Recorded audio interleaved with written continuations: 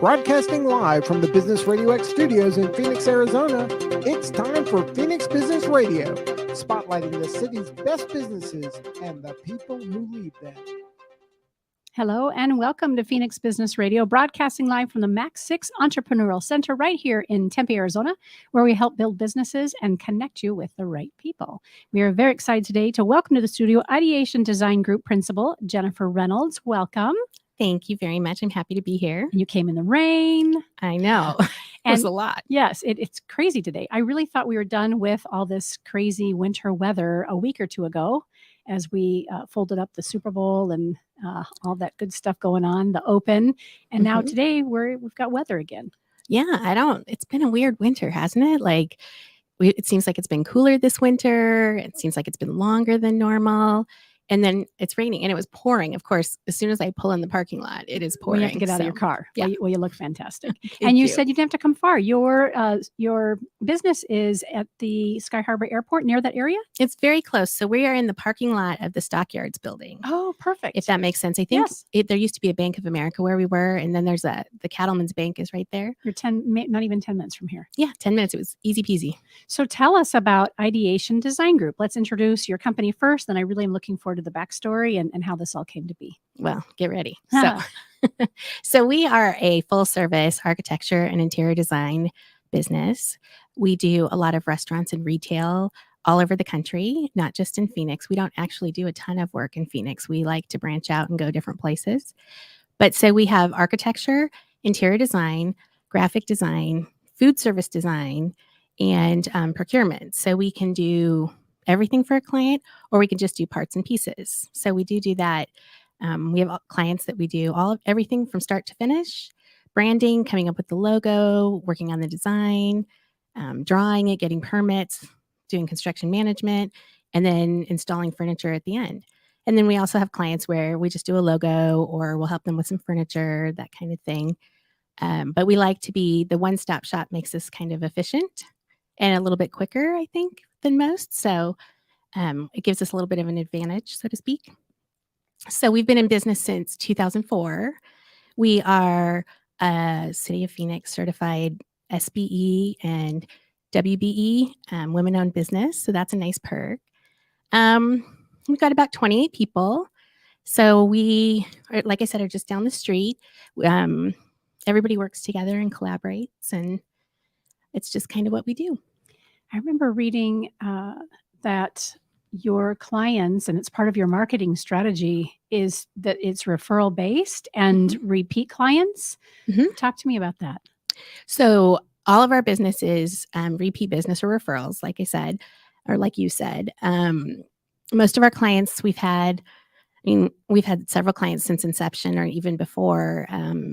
And then a lot of times, people leave and go on to next ventures, and they'll call and come back through the door. So that's our marketing strategy. We don't really market. We don't really advertise, so to speak. That's just kind of our plan. It's worked out pretty well for us. We do a lot of work in airports, for example, and our biggest client would be HMS Host, and they're the concessionaire at the airport. So when you see a restaurant like Chelsea's Kitchen in the lobby in Terminal 4, it's actually run by HMS Host and designed by us. Thank you. But so they're a big client for us, and that's why we do a lot of work all over the country. And then, like I said, one of our other big clients is Sammy Hagar. And so I got tied up with Sammy because his business manager used to work for Host back in the day, and he moved on with Sammy, and then he called and said, "Hey, you want to do some work?" And I was like, "Sure." So fascinating. I've worked for HMS Host since I was a baby designer in 1995. A baby designer. How cute is that? When I was a baby designer. In late 95? Yeah, you said mid 95. Wow. Yeah. And we've worked for Sammy for about 15 years, I think. So good. And then just other clients that kind of come through same kind of way that we do work for True Food Kitchen. And that connection was when we used to do work for Payway. And, people move on. But if you have good service and a good product, they'll come back. That's what I was just going to ask. So in order to be able to have this part of your business strategy, that you're not marketing outside of your existing clientele, I went right to relationships and obviously delivering on what you say you're going to deliver and exceptional service, right? Is there anything that I'm missing? It sounds like a lot of it is relationship in addition to being the best at what you do. Yeah, I mean, I think that our core strategy, whether it's talking to a client or when we hire people, our strategy is whatever it takes. So we will do whatever it takes. Like if you need me to be hauling stuff in from the truck, I will happily do it. I mean, I delivered chairs on Christmas Eve to Terminal 3 last year, 2 years ago. So you just do whatever it takes. Like at the end, if the client is happy and things turn out well, he wins or she wins and we win. So that's kind of the business that we've built on, is just doing that. And even when I hire people, I tell everybody, this job is a whatever it takes. And I won't ask you to do something that I won't do. So that if that means running to UPS at 6:59 to drop off a package at the airport, I'm doing it. If it means taking out the trash, got to do it. So that's just kind of our core philosophy. We do it with every aspect. Very impressive. And Daryl, our producer, I only have a side angle of him because I'm looking at you, but I can feel him smiling. And he also wrote that down, which is fantastic, right? Yeah. I love it. Tell us a little bit about becoming you're actually WEBEX certified. Is that what I heard you say? We're a small business and a minority business. Okay. Or DBE, disadvantaged business, sorry. Yes. Which I find a little offensive that being a woman is disadvantaged, but I'll take it. And for our listeners who may not know what that means, can you describe how that's benefited you and really what are the benefits of that and why would you encourage somebody to make sure that they have that designation? Oh, I absolutely would encourage you. Basically, it's a disadvantaged business, which means it's a minority owned business. So whether it's a woman, African American, other minorities, it means you get some opportunities that you might not necessarily get, especially like doing work at the airport. There are percentages that you have to meet. In Sky Harbor, it is a local SBE, small business. So they give some small business recognition. But other airports, it is a minority business or a DBE. And so you get some opportunities. You get some points, like it's good for my client. It helps my client, which is why we did it. It works for other clients as well, if you're doing anything with a municipality, they look at that kind of thing.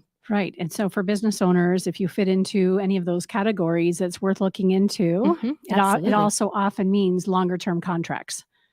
Right. So if we're always looking for the next opportunity when you have that certification, which I don't, by the way, I'm not there yet, then when a municipality or a large enterprise knows that it needs to employ and partner with a certain percentage of vendors that fit these designations, your application, your bid, whatever rises to the top, and it likely means longer business. Absolutely. And they also have a lot of outreaches and stuff like that where they'll help you and they'll connect you with bankers. Say if you need a loan or you want to look at some financing, they'll connect you with bankers that specialize in that, or other vendors, say copy people or whatever kind of business needs that you need. So it's nice because they'll help you and they'll help you with stuff you didn't know you even needed, which is kind of nice. Great. I know we didn't anticipate talking about that, but I appreciate the information and the education for our listeners. So you're the principal owner. And what is your background? Restaurants and interior design and architecture and all the things, the digital, assets that go with it. Who are you before this? Well, so I am the majority owner and I have one partner. His name is Carl Schaefer. And the funny story is, so when I was a baby designer back in the day, I went to work for Carl and he owned a firm up in Scottsdale. And right out of college, I went to work for him and I worked for him for about 8 years and he sold the company and we all got fired. It was great. Right after I had a baby, I was back 2 weeks after maternity leave. It's like, welcome back. See ya. So, but everything happens for a reason. So I did my thing. I went and worked for another firm, didn't like it. And my husband, built a golf course in Oklahoma, roundabout kind of way to get there. So we lived in Oklahoma for a year. And when the golf course was done, they're like, do you want to stay? And I'm like, nope, let's go back. And so we came back to Phoenix. And during that time, Carl's buyout for the company was over and he got fired. And I sent him a text that was like, sucks, doesn't it? Yeah. Oh, poor girl. And so when I was living in Oklahoma, I couldn't really find a job because everybody's like, you're overqualified, or, we don't really do hospitality here and that kind of thing. And so old clients started calling saying, what are you doing? And do you want to do a little consulting work? So little by little, I did some consulting here and there. And then when we moved back, after I gave Carl a little ribbing, we got together and we were like, should we put the band back together, so to speak? Yeah. And so it was the two of us, and we rented an office about this size in a manufacturer's building. And we did a request for proposals for Minneapolis Airport, and that was our first project. And ideation was born. And it was restaurant even back then. Mhm. And when Carl had the business and you were working for him, was it restaurant? It was, Yep. So that was right out of school. Yep. That's where you landed, and you just stayed in that lane ever since. Exactly. And the year that after I got let go, I worked for a firm that's not here anymore in town. And they did government work. And that convinced me that I don't want to do that ever again. Mm-hmm. They did like high rises for the city downtown, and everything was so slow and so boring. And I worked on the Jewish Community Center that's up on Cactus in Scottsdale Road for an entire year. Wow. I was like, are we done with this yet? Yeah. Yeah. I mean, that's the beauty of what we do, like the restaurants and the retail. It's quick, it's fast paced. Really? And so you're not ever stuck on anything for too long. And I like kind of that keeping it moving and new things. Yeah. Same people perhaps, but new projects, new locations. Exactly. Yes. How soon into ideation did the digital asset piece become part of what you're doing? Because if I understand correctly, given how long you've been in business, it was first architecture and interior design. Yep.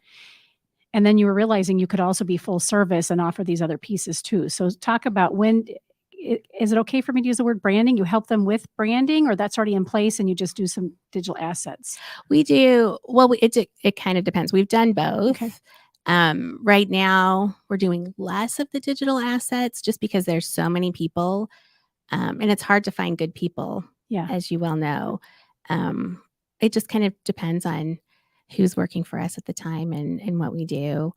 We do some graphic design, and I also have some outsources that we use that used to work for me. So sometimes we'll call them up and be like, hey, do you want to partner with that? But all of the designers that I have working for me have kind of a strong graphic background, so they can do a lot of that as well. And you already know the history and the personality and the culture of these restaurants and their owners or their teams, whatever. And so, of course, it would make sense that you would then be extension to help them brand consistently. Right.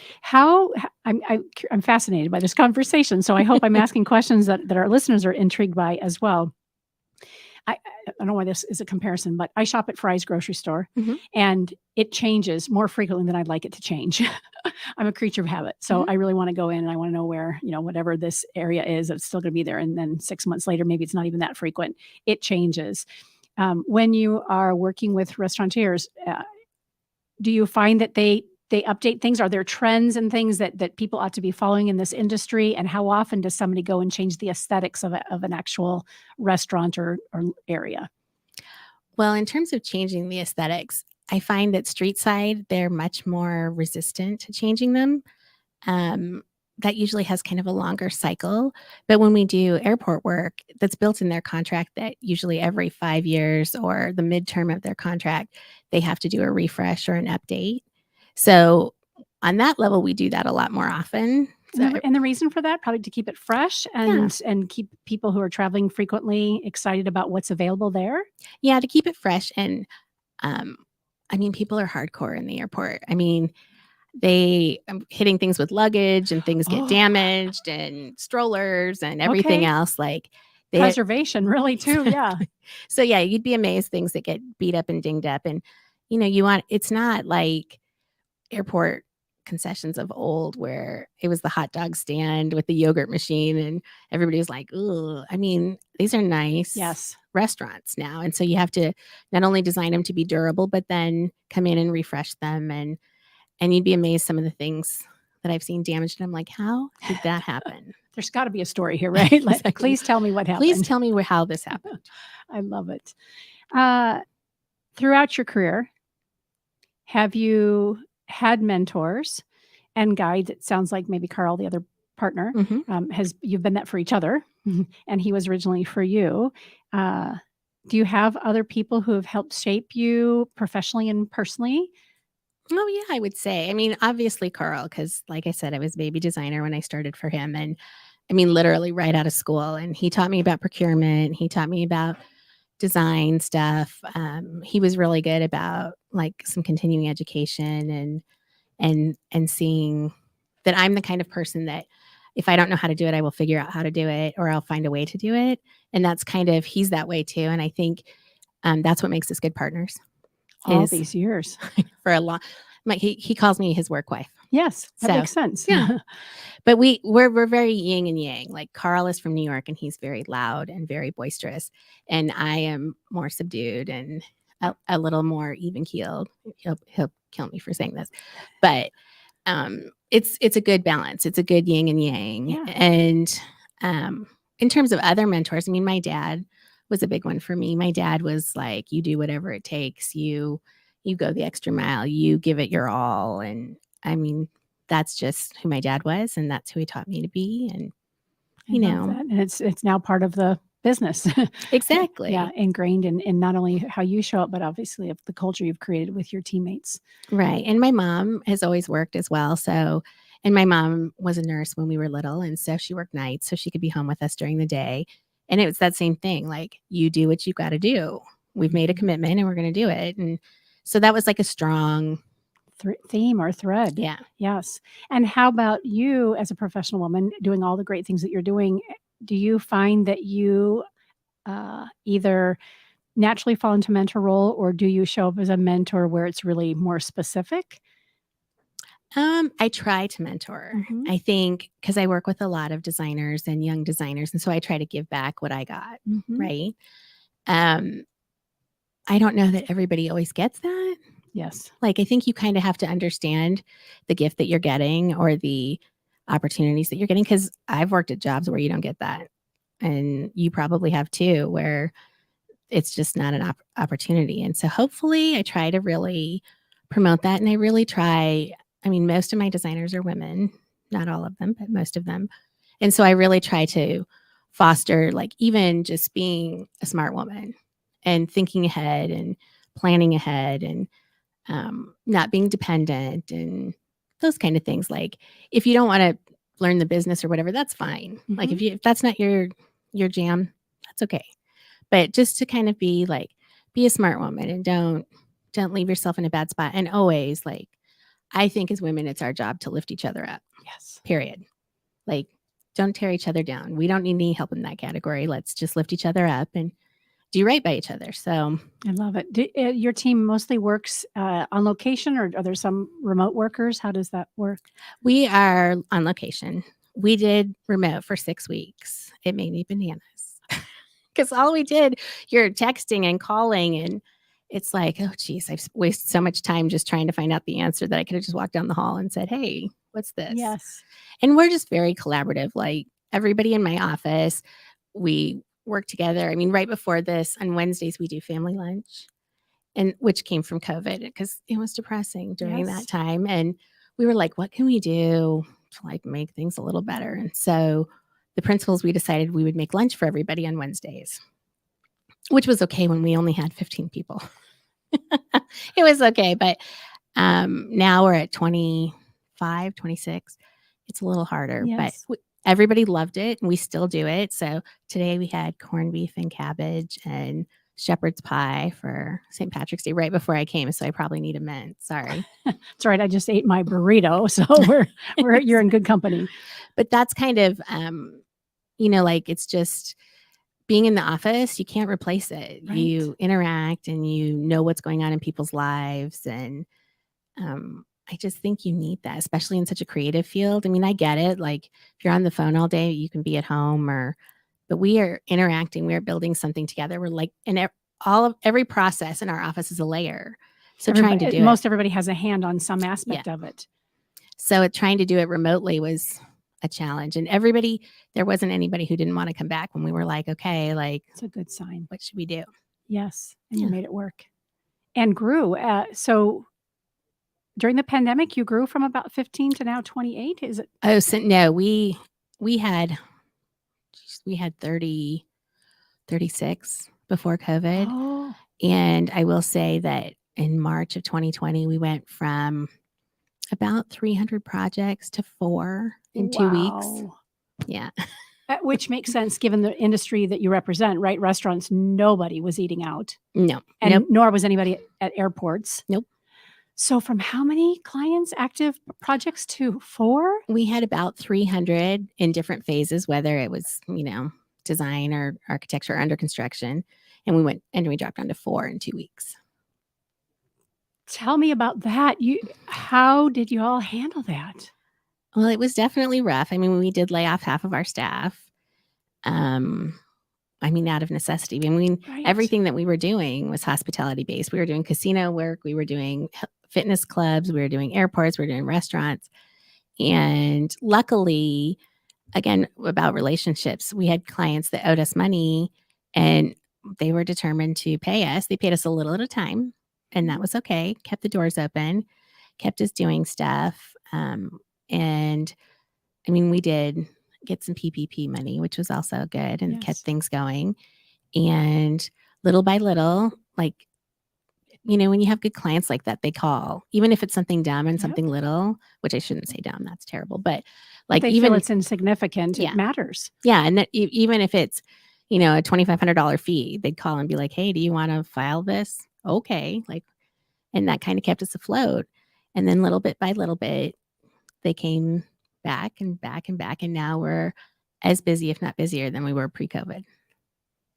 Congratulations. With less people. You weathered right. You weathered the storm and sound like you weathered it well. And that's that resilience that you spoke about that your parents imparted on you, right? The do whatever it takes to get it done. Mhm. And it sounds like not only have you instilled that and shared that within the culture and your actual team, sounds like your clients know that about you as well. And it's one of the things they love and appreciate about you, and want to honor that by finding out how they can best support you in the times that you needed it as well. Incredible. It's all about relationships, isn't it? It absolutely is, because that's what kept us afloat, or relationships. And Yeah. When you were younger, before you were the baby designer, when you were literally a child, yes. did you have a knack for architecture and design? Did you always know you wanted to kind of do this work, or did you have something else in mind as you were growing up? I was always very artsy, so I always had a strong kind of art background. And for a while there, I wanted to be a lawyer, and my dad was down with that because I was a pretty good arguer, and he knows. But it's not creative enough, and I don't think I could do that all the time. So I went to Iowa State, and I started out in graphic design because I thought, oh, that's what I want to do. And I did it for a semester and was like, nope, no. But I liked the creative aspect. And so Iowa State has a big design college, and it had graphics and architecture and interior design all together. So I switched my major, and that was kind of it. It's been the same way ever since. Never looked back. And you grew up here in Arizona? No. Has anybody grown up here? Yes. No. Yes. No, literally. I just met somebody in the kitchen. Oh. She sits right out here in our co-work space. And I don't know how we got on the topic. Oh, I said, have you been, because of the weather? Yeah. It's easy conversation. I said, have you been here long? She said, I'm a native and grew up right here in Tempe. We need to take her picture. Right. You don't see very many No. of those. Although my kids are third generation Tempe natives. Yeah. So grandma and grandpa were one of the first classes to go through Tempe High School. And then my ex-husband, their dad, and then my kiddos, they're Corona graduates, but all in the same city. Isn't that fascinating? That's pretty generation. impressive. So yes, there are people who are born and raised and still in Arizona. Maybe not many. Not a whole lot, but now I grew up in Colorado.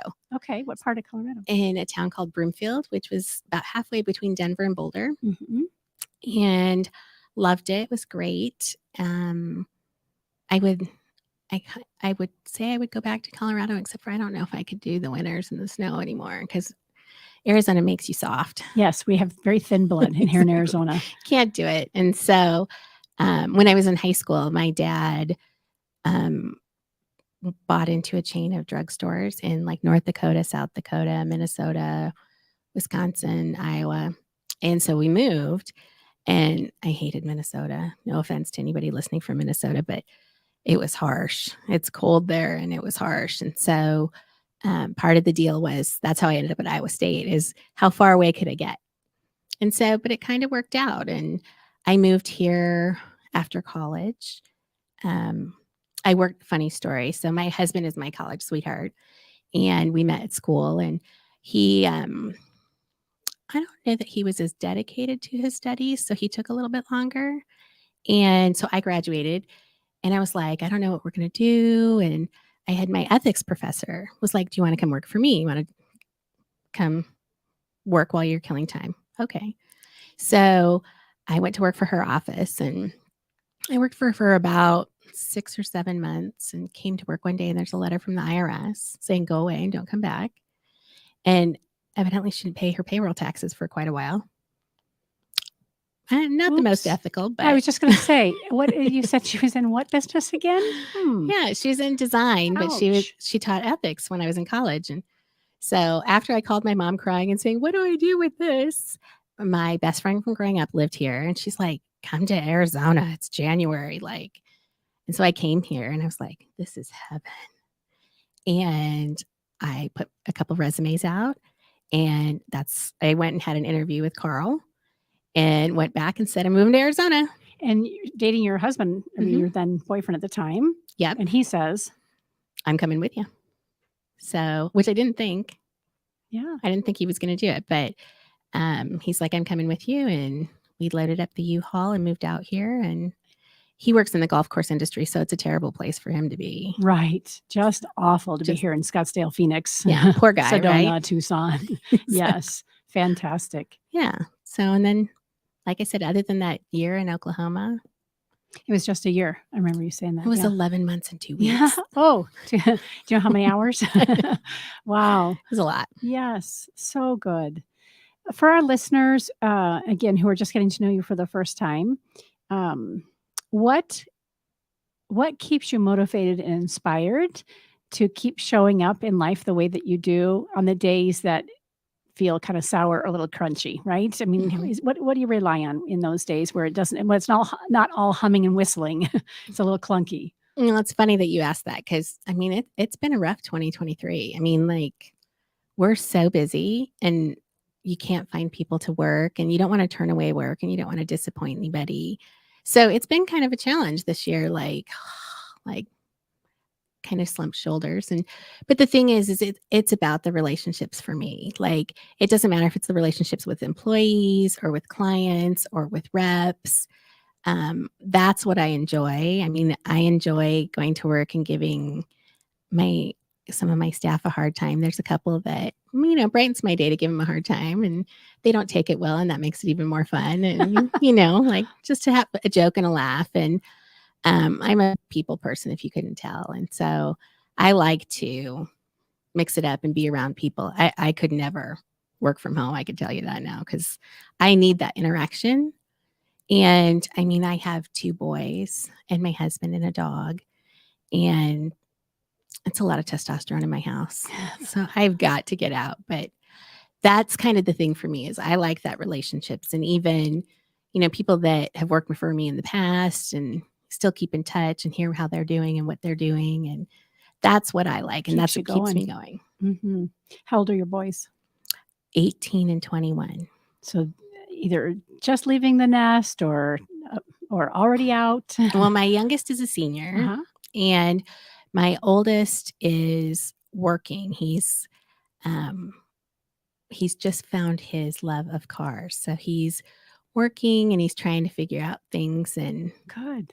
It's kind of, I kind of feel bad for kids these days because he graduated from high school and COVID hit. And so he sat at home for 2 years and tried to do some online stuff and wasn't super successful at that. But now, he may live with me forever because it's so expensive out there. It's so different these days. I've got a 28 and 26-year-old. Both are on their own in the area still. And to watch them kind of try to find their footing throughout all of this it's been hard. Yeah, for sure. One has had a little bit easier because she kind of knew from the very beginning where she wanted to go, and she's been with the same company ever since. And I have a 15-year-old who is, 3 more years of high school, and I'm already thinking, boy, this is a very different landscape than it was 11 years ago when his brother and sister went through. How can I better help him navigate and prepare him for the future? Mhm. So I'm grateful that I have Phoenix Business RadioX as a business, because I have so many great introductions. He wants to be an engineer, civil engineering. Like, okay, I need to connect with some people when he starts working this summer and have him have an opportunity to be an apprentice or just observe or, shadow somebody, so that he can start to build those relationships and those experiences, rather than, kind of waiting for it to happen for him, which back in the day, I think we more so could have, and we can't do that anymore. And so, yes, that's great. Hats off to your boys who are finding their way. How does somebody, clearly the business is referral and repeat business. Should somebody want to crack the code, though, and they're looking to work with you, does it start with a phone call? What would that look like for some of you? Are you absolutely like, nope, we've never done work with you before, we're shutting this down? Oh, no. I'm Oh, kidding. no. Like I said, I'm a people person. Yes, So I can't imagine you doing that. I take after my mom, and there's no strangers in my world. Aw. So we're good. Yeah. You know what? You could call me, you can email me. People do that all the time. And I'm happy to talk to anybody and see what they need and what they want to do. And like I said, and actually we joke about it all the time that we should try to do more work in Phoenix, because we Okay. really don't do a ton. And then I talk a good game, and then I don't actually end up doing it. But, yeah, we're totally open. Like, we'll talk to anybody, and happy to hear and happy to help. And it doesn't have to be everything. It can be just design, or it can help you with procurement, or it can be just the architecture. Yeah, it starts with an introduction and a conversation, and then see where it goes. And if you guys can help them, great. And if not, you probably are so well versed and so well connected that you can also send, hey, let me introduce you to so and so, and maybe they can help you more. Exactly. You mentioned, let's go back to, again, your niche is clearly hospitality. We talked about restaurants specifically, and also at a lot of the airports across the country. But then you also you also mentioned a couple other types of businesses that you work with, but I'm forgetting. Can you remind me? Let's see. We do some ground up restaurants. Like, we're working with Angie's Lobster right now here in town. And we're doing True Food Kitchen in Tucson and Century City. So we do some of that work. We do work with Sodexo, different types of projects for them. Who else? Sammy, of course. We're working on something really exciting, that we're doing a theater in Fontana, California. Oh, fun. And it is going to be it's going to be called Stage Red, and it's going to be a Sammy Hagar theater. And so it's kind of themed, not themed, but it's going to be a music venue that every once in a while Sammy will perform, because he's very much the same, and he wants to promote and lift up bands, and it's a smaller venue and give them opportunities. And so that's on the books right now, and That's we're super excited. Yes, super cool. I'm not remembering what you had said about some of the kind of offshoots around hospitality, but that helps. Oh, the casinos. Thank and you. That's I'm so sorry. No, you're good. Casinos, and yes, again, I'm just thinking, if we can help you with some of those introductions here in Arizona, right? Yeah. As you continue to grow and expand and do the great work that you do.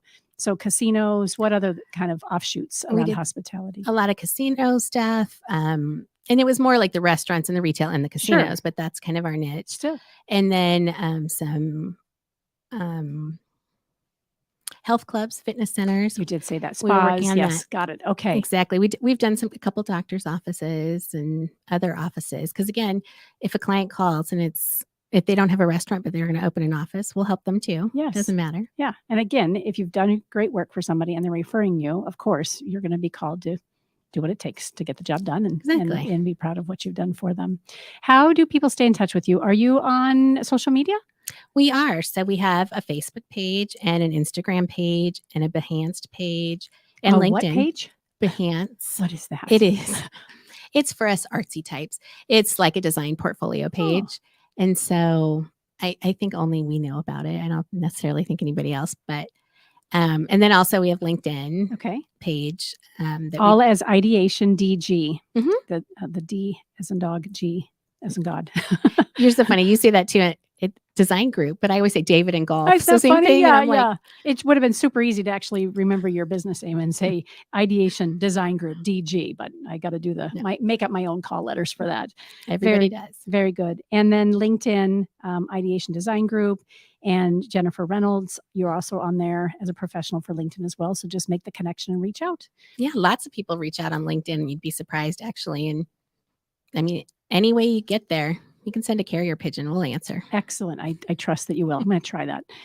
IdeationDG.com with Jennifer Reynolds and her team. Really great to get to know you today. Well, thank you for having me. I was a little bit nervous, I won't lie, but this was actually very enjoyable and I appreciate it. I'm glad. We simply want to share the spotlight on the great work that you're doing, and stories matter, right? All these little snippets, even when we talked a little bit about your personal life, those help us get a feel for somebody that we might not have known before and give us an opportunity. Yeah, this is somebody I'd really like to work with. So thank you for sharing that side of yourself as well. Well, thank you. Great to have you. It. Yeah. You've been listening to Phoenix Business Radio, broadcasting live from the Max 6 Entrepreneurial Center. Some media leans left, some lean right, and we lean business and apparently restaurants too. This is Kara Nowicki. Thanks for listening. We'll see you next time.